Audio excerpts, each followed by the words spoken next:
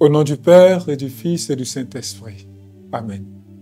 Frères et sœurs bien-aimés, vous qui nous suivez des quatre coins du monde, recevez nos salutations fraternelles et soyez bénis. Le dimanche prochain, troisième dimanche du temps pascal, les textes liturgiques nous inviteront à contempler la résurrection, non pas comme un événement du passé, mais comme un mystère vivant, une réalité transformante qui façonne notre vocation chrétienne. La résurrection du Christ n'est pas la conclusion heureuse du drame de la croix, mais l'inauguration d'un monde nouveau, d'un nouveau mode de présence. C'est ce que le pape Benoît XVI, Joseph Ratzinger, d'alors, n'a cessé d'enseigner. La résurrection du Christ n'est pas la conclusion heureuse du drame de la croix, mais l'inauguration d'un monde nouveau, d'un nouveau mode de présence. C'est ce que le pape Benoît XVI, Joseph Ratzinger d'alors, n'a cessé d'enseigner. Le ressuscité est le vivant. Il est Dieu même entré dans notre chair et qui demeure avec nous. Ce dimanche, l'Évangile selon Saint Jean, que nous méditerons, nous présentera une scène d'une profondeur prodigieuse. Le Christ ressuscité se manifeste à ses disciples sur le rivage du lac de Tibériade. Ils ont pêché toute la nuit sans rien prendre, image d'une humanité épuisée, stérile, lorsqu'elle agit sans la lumière du Christ. Mais au matin, la voix du ressuscité se fait entendre. Jetez le filet. Et le miracle se produit. Ce filet rempli évoque l'Église envoyée en mission, nourrie de l'obéissance au Seigneur. Mais ce qui bouleverse, c'est la rencontre intime entre Jésus et Pierre. Jésus, le Maître ressuscité, ne condamne pas son reniement. Il l'interroge. Simon, m'aimes-tu? 3 fois.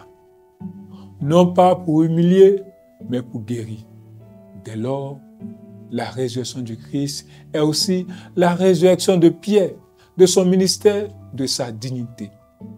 Chaque chute peut être relevée par un amour renouvelé.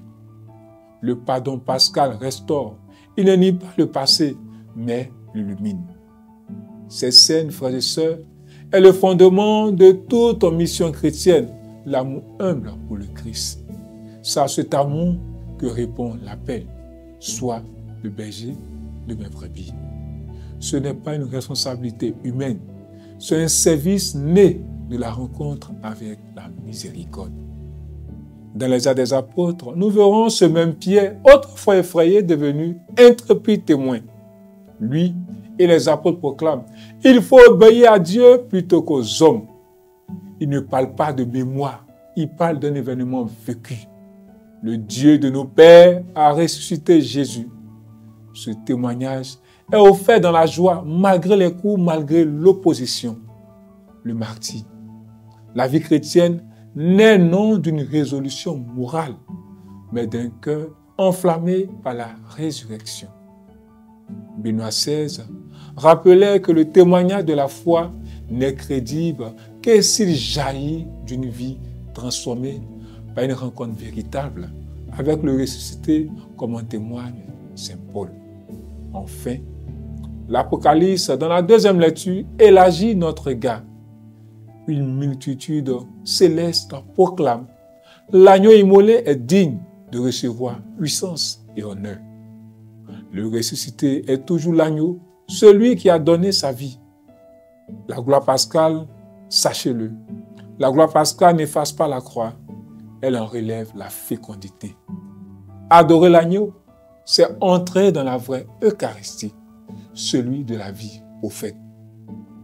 Ce chant liturgique du ciel retentit dans nos assemblées chaque dimanche et nous rappelle que notre foi pascale est un acte de reconnaissance, mémorial de la passion bienheureuse du Christ, de sa glorieuse résurrection et de son ascension dans le ciel, proclamant que le Christ a vaincu et son règne commence dès maintenant dans nos vies.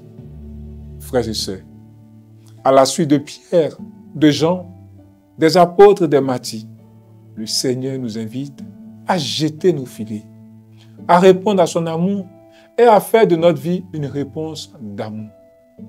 Ce monde a faim de lumière. soif de vérité, besoin de témoins qui n'ont pas tout compris, mais qui aiment vraiment. Demandons au Seigneur ressuscité de raviver en nous l'amour baptismal. Que nos blessures deviennent des lieux de grâce. Que notre foi devienne mission. Et que nos vies, unies à celles de tous les croyants, proclament à l'agneau soit la louange, l'honneur et la gloire pour les siècles des siècles. Amen.